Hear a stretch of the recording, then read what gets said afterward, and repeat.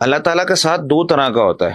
ایک ساتھ تو وہ ہے نا جس میں اللہ تعالیٰ ہمیں دیکھ رہا ہے، ہماری نگرانی کر رہا ہے، اور اس کے بارے میں سورہ حدید میں اللہ تعالیٰ نے فرمایا وَهُوَ مَعَكُمْ أَيْنَمَا كُنتُمْ، جہاں کہیں بھی تم ہو اللہ تعالیٰ تمہارے ساتھ ہے.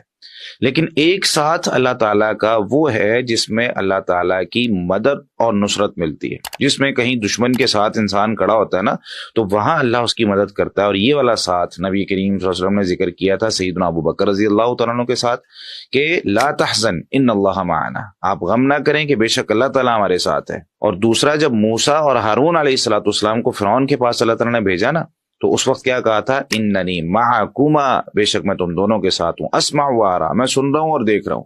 تو ایک مومن کو اللہ تعالیٰ کا یہ والا ساتھ چاہیے. اور یہ کیسے ملتا ہے؟ اللہ تعالیٰ کی عبادت سے، اللہ تعالیٰ کو راضی کرنے سے، اللہ تعالیٰ سے دعائیں کرنے سے. اللہ تعالیٰ انسان کی اس جگہ پہ مدد کرتا ہے جہاں پر اس کا ساتھ کوئی نہیں دے رہا ہوتا.